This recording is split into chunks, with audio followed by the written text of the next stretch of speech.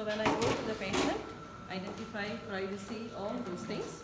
Beginning assessment, I need at least, I want to do saturation, how much is for the patient, and also lung sounds I'm going to listen. So collect these two. And actually, you know that the patient has some problem in respiration. You could have checked in the vital sign record before you come to the patient. Okay, you are looking at the respiratory rate is very high and the patient is restless, all that you are assessing, then only you are proceeding with the other things. Okay, I am not going to show you. Imagine I am going to check the saturation, and saturation is low. Below 95 anything is considered as low, and they start them on oxygen in the hospital setting. Okay, even the post-operative patients from 91 to 95, they will be started on oxygen. So it's very important that they know, students know about it. And lung sounds, okay, we are not going into the respiratory assessment in depth because they have not yet gone through health assessment. But quickly when I come to the patient, when I look at the patient, I know he is restless. Okay, then I look at the nares. Just go in this order, you will not forget. So when you see the nares are flaring too much because he wants to take in more oxygen. Okay, when you come around the lips, you are seeing that it is either pale or cyanotic, so that the patient needs more oxygen, we know about it. Just come down to the chest. Okay, I remember like this so that we won't forget. Okay, when you come down to the chest, it is the respiratory rate and the auscultation. Just let them learn what is this auscultation. Okay, we just tell the basic 8 area assessment. Okay, so upper lobe, middle lobe and the lower part, just to cover that. So we will ask the student to open up. Okay, 1, 2, 3, 4, 5, 6, 7, 8. Okay, the lower lobe extends till here. So just let them learn about it now. They know how to use the stethoscope, but they cannot hear anything.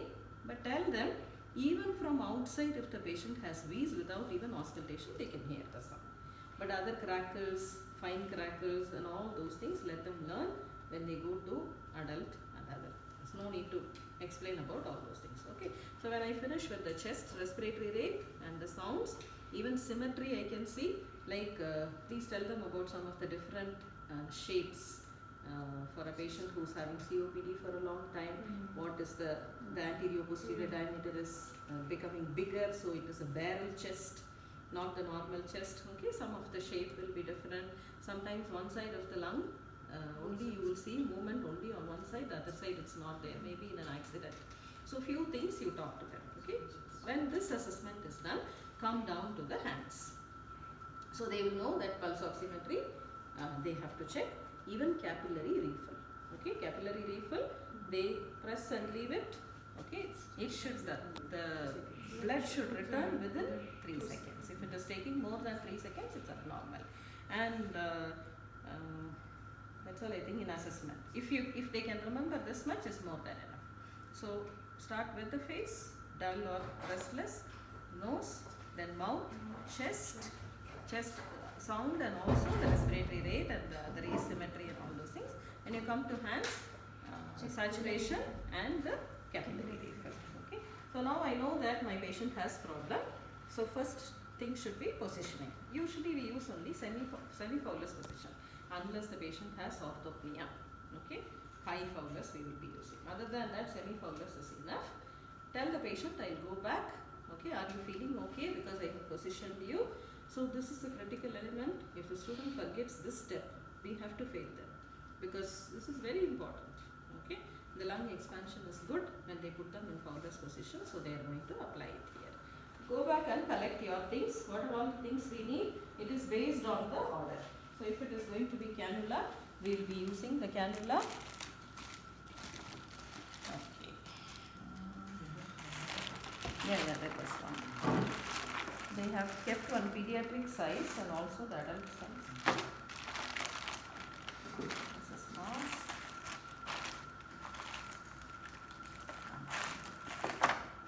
This is the cannula. Okay, so I am collecting my cannula, and all these things I don't need. Okay. Very simple procedure. We need to use the gloves because we will be going closer to the nasal portion of the patient. Okay. If it was all already there, no need of this. But if we don't have this, we need to collect.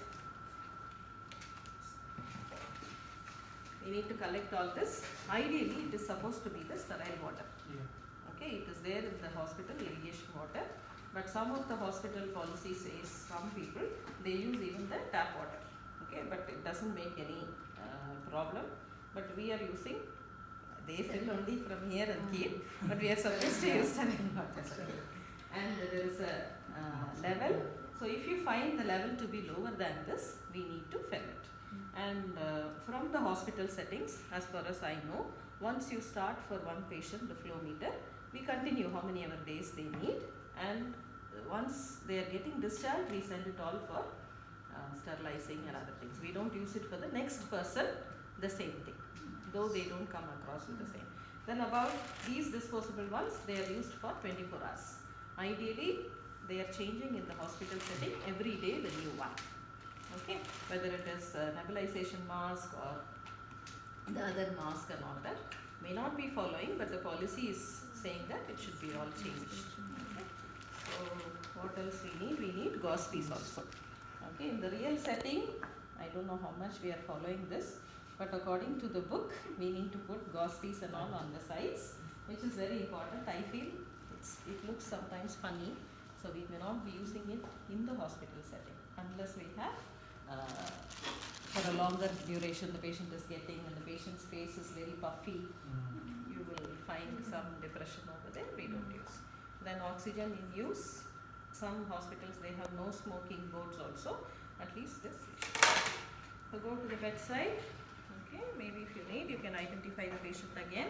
Okay, now fixing this, we should teach all the students how to do it. This can be separated. I know you all know about it, I'm not doing it again. Okay, in case you want to fill it with water, you just have to open and fill it. You can separate this also, because I'll come to nebulizer, that time I'll show you why we need to separate this. Okay, and when we are fixing,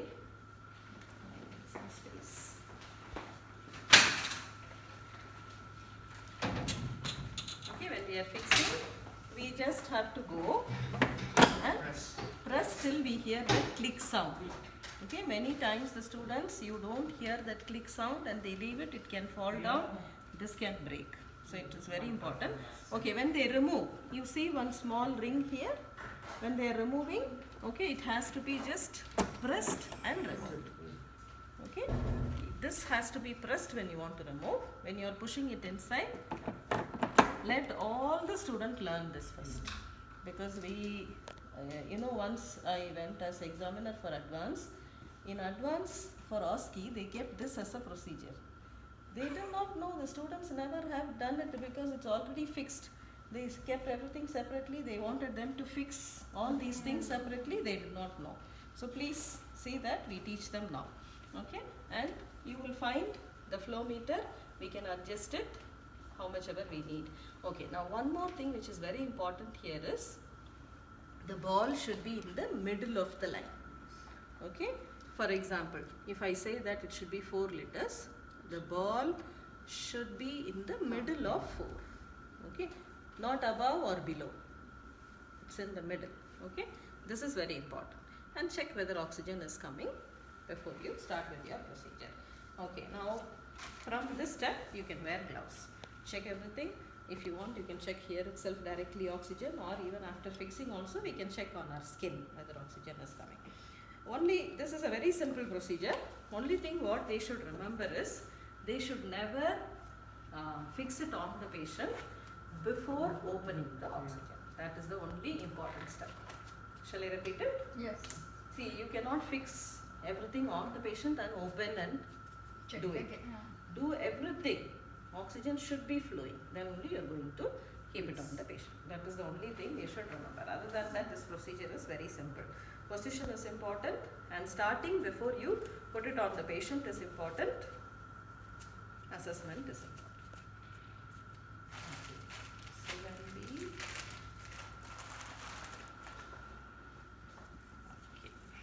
this looks like small for me. Yeah, I think it's for It's big. very small. Very little. Adolescent. They have used it again and again. So Just go in.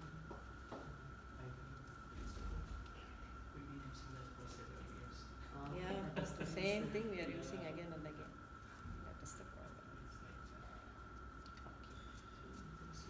So this end should be fixed over here. Okay. See that they rotate and then it goes nicely inside so that it doesn't come in between. Okay, and open. For example, now my order is 5. So the ball should be in the middle. I can hear the sound. If you want, you can keep on the skin and see whether oxygen is coming, and then we are going to fix it on the patient. Okay, there are 2 ways of fixing it.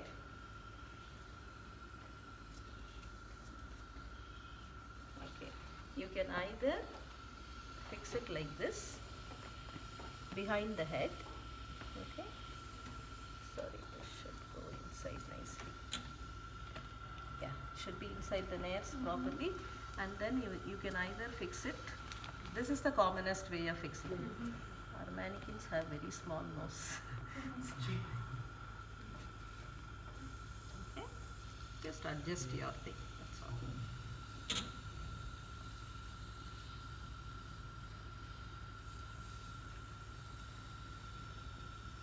It's not going inside. Okay. Okay, put it behind the head. This is the commonest way we put it, but it can be the other way around. Some books you will find. Yeah, I think this is the flexible one. This is not the usual one. Maybe for pediatrics they have kept it. The usual one is stiff and it fixes very nicely. Okay, we'll find one more is there. Okay, sometimes they fix it the other way around. It comes like this and you put it here. But this is the commonest one. Let us not confuse our students. Put it like this. Now, the problem with this area, zygomatic bone, there can be pressure because we are using continuously. We need to put a gauze. Yeah, this is better. This is the usual one. You see? That one is somewhat different. I don't know why. Okay, this is the one which should go inside the nose. Shall I use it?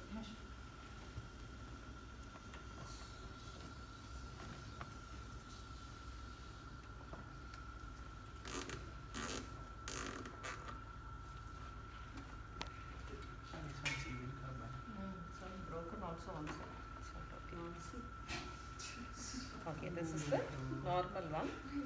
Maybe I'll show you how to fix the other way around also.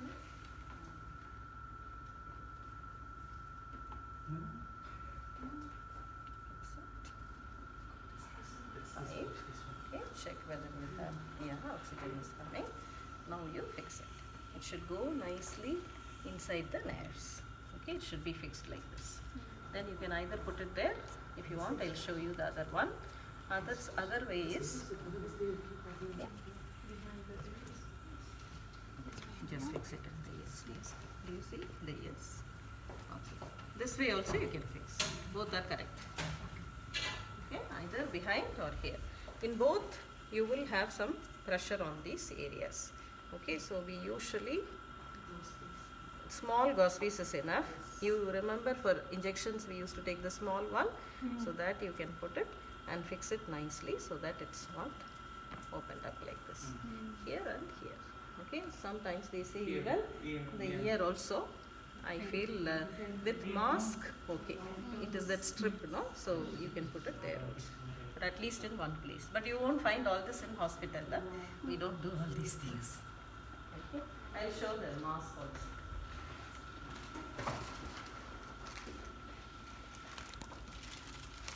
Yes, simple mask. Just the technique is little different. Again, video.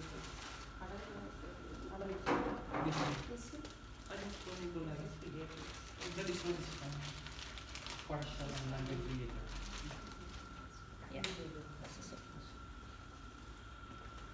You see, because of this strip, the pressure is more. So maybe in the ear area also we can put it. Okay, and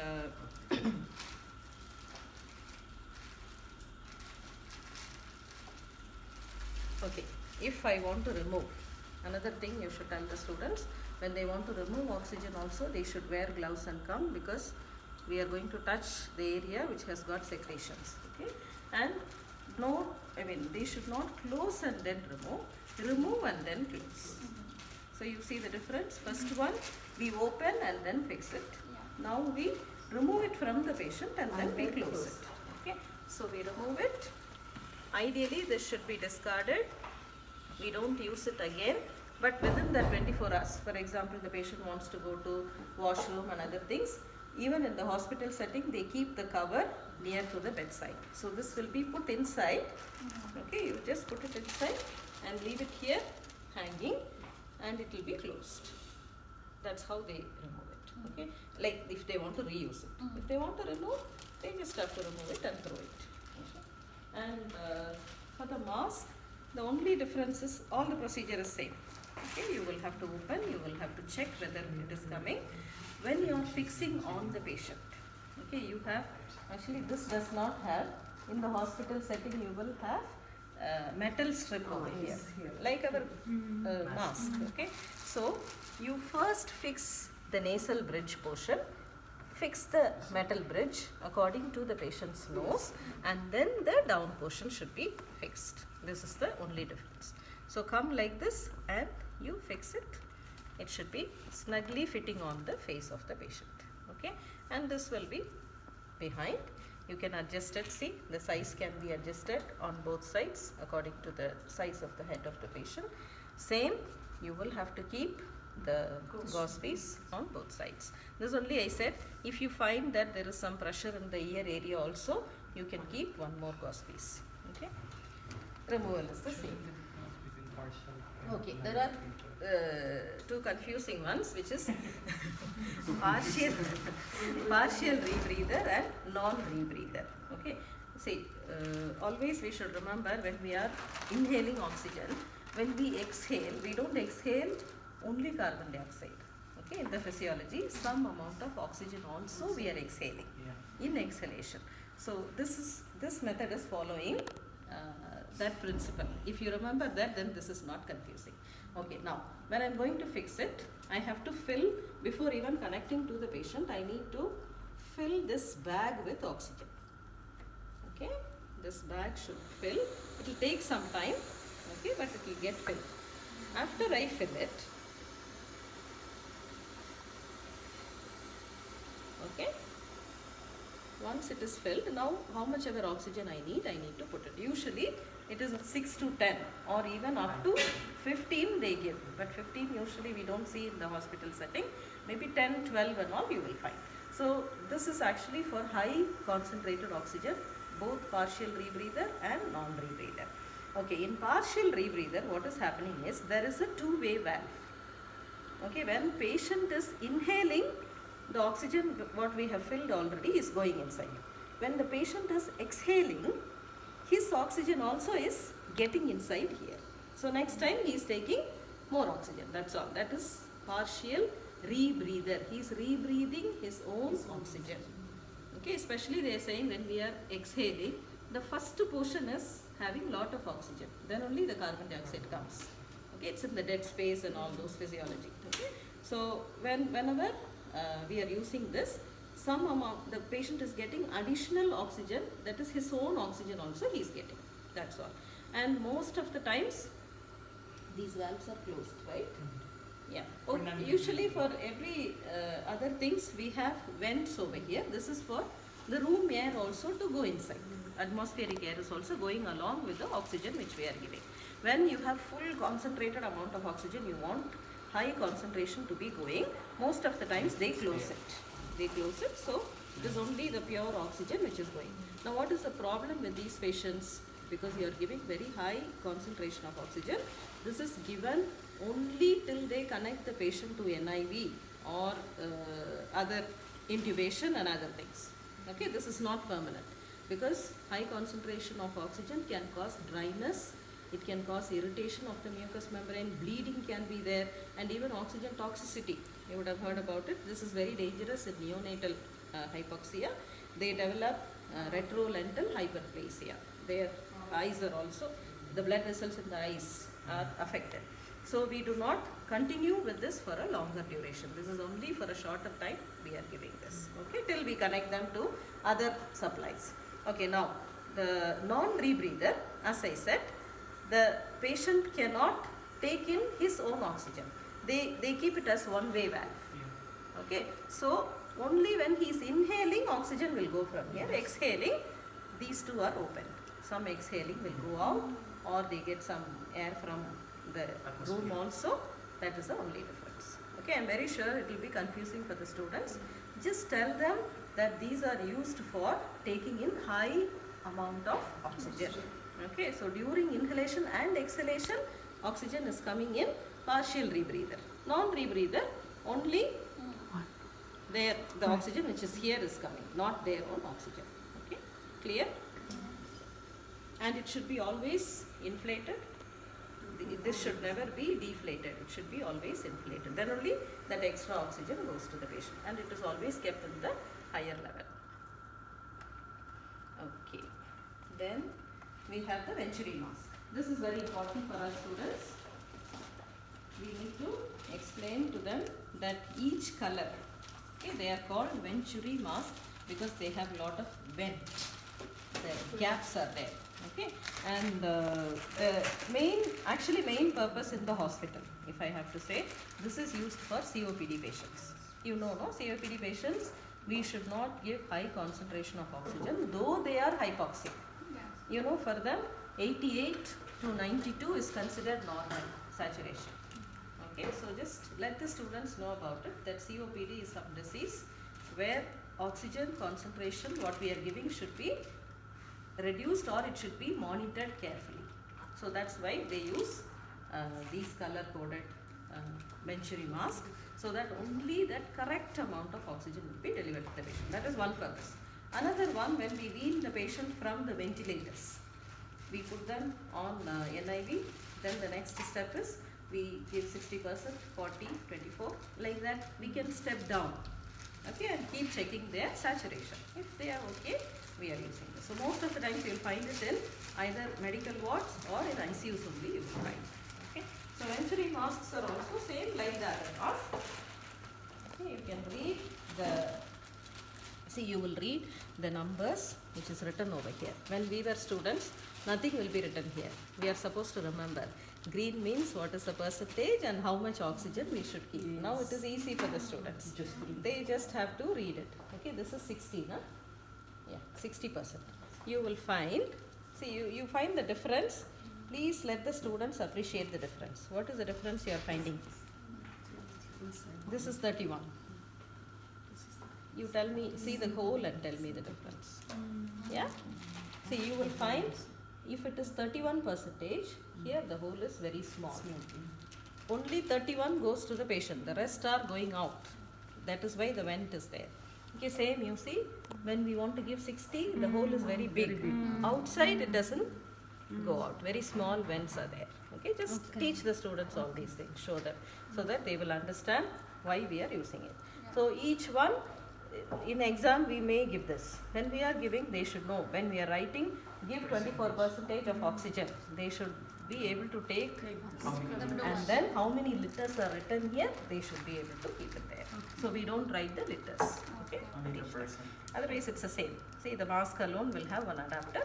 Just fix it with that, then the tube. You want me to show? No, it's the same. No. Okay, just connect it to the oxygen. So Venturi mask is very important, which they should know. Sometimes they can use this. Usually we don't see that.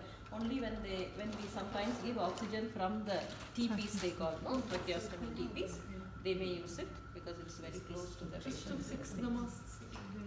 If we don't confuse them with all this, we don't use it because many of the adapters won't Will not fix it. fix it in the corrugated tube. We can use the Venturi with that, but no need. Directly also we can connect. So they will be confused. No need of this. Okay, and okay, whenever we with all oxygen administration, safety precautions are very, very important. Okay, oxygen in use board should be here. Okay, they need to keep it here. They need to tell the patient no smoking. We know patients may not smoke, but even the relatives who are coming over there should not light anything. They are saying 10 feet away. You know, any flame 10 feet away from the oxygen source. That is the first thing. Second thing, bukur. they should not use. I don't know whether I'm pronouncing correctly. Okay. Then, if any electrical wires are it's broken and you feel that some electricity is leaking, the patient bed should be changed to another place. Then only we should start oxygen. No spark should be there. And then even the petroleum products like the Vaseline, which we are commonly using, just tell the patient to avoid when they are on oxygen. Okay. And another biggest problem is whenever they want to go to the washroom, they just remove it, throw it like this, and they keep going. The oxygen is continuously flowing, isn't it? One, it is wasted. The other one, it can also, maybe another person who's using some flame or something, it can catch fire. Okay, we had the incident in 3 Purple Ward few years back. Okay, so we have to be very careful. Luckily, there was no damage to any person, so we have to be very careful in safety precautions. Any safety precautions, Shailu? Even the sprays also. Even some of the alcohol sprays, no? Sprays, yeah. They also can support combustion. So we need to be telling them about this. After they finish the procedure, again PIE format. Okay, you know the documentation format. Yeah. What I have written, all possible ones, but only what they find in the patient is enough.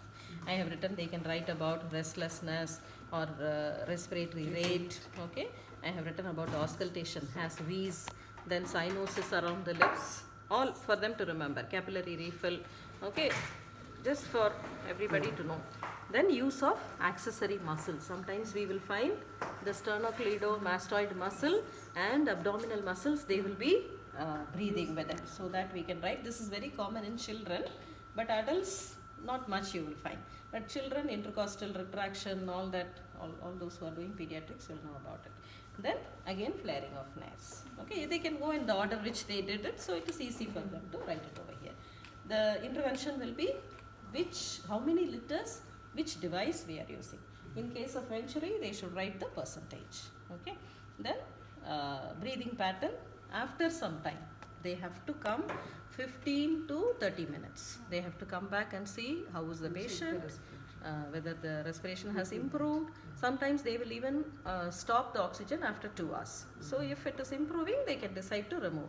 In exam also sometimes we say like this. Okay, now imagine the patient's breathing, everything is fine. Can you remove? So they should know, they should wear gloves and come, how they should remove it from the patient and switch off the supply. Just to check that, we will ask them to do all those things. Please read it. What you write here?